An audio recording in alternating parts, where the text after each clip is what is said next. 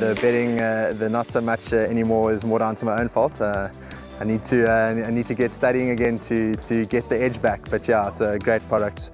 I love the exchange. It's really, in my opinion, one of the better bookmakers, if not the best bookmaker out there.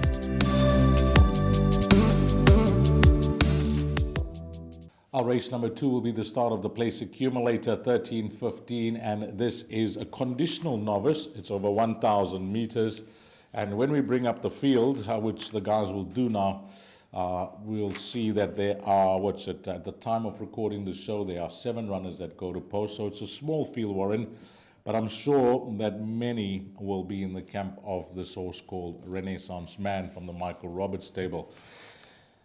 That post-maiden run in a merit-rated 90, a B division class with an average rating of 84. You look at the average rating in this field, Warren, it's a 57.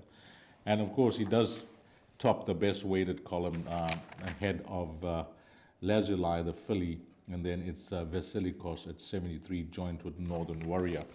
The fact that he won so well on the poly track, coming off a long break and showing his well-being, and last time out, Michael had the confidence to run him against tried and tested sprinters in a competitive race.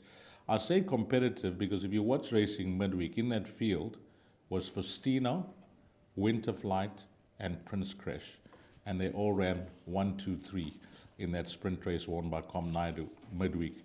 So, all said and done, no doubt for me, this is a place accumulator banker, and I'm actually going to suggest a punt on the head. I like this horse a lot on Monday.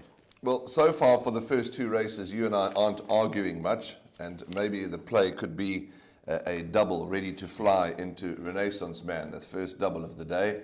And because I am in your camp, this gelding that's owned by Adam Kethro, going to be ridden by Rachel Venica, it goes well on the poly, got blistering pace.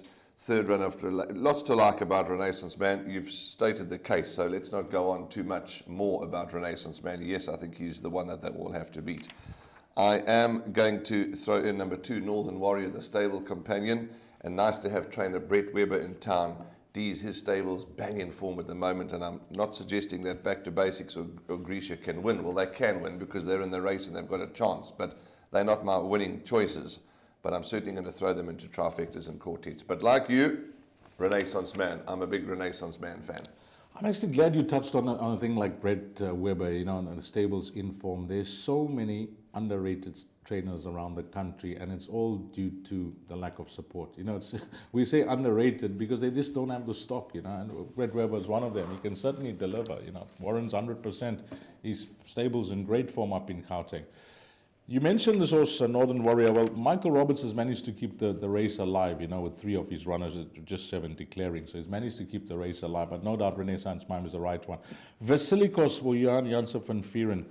That post-maiden run, 1,200 meters, showed pace and speed and faded tamely, but that one thing that surprises me about that form line behind Bright Green, I pulled it up last night, Warren. I expected the horses that ran in that race to, come out and shape up.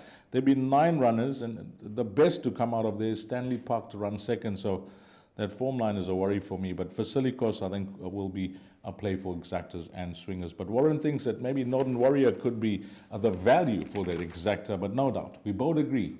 Renaissance Man will be a popular banker in the place accumulator, and maybe a punt on the head as well, and it arrives.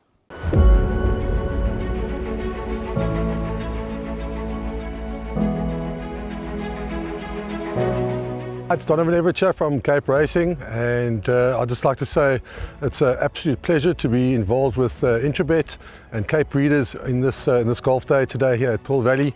It's fantastic for the industry to see all the relevant stakeholders coming down and having a good time and networking, and it's exactly what the industry needs right now in terms of moving forward and recreating some positivity to take us forward into the next year.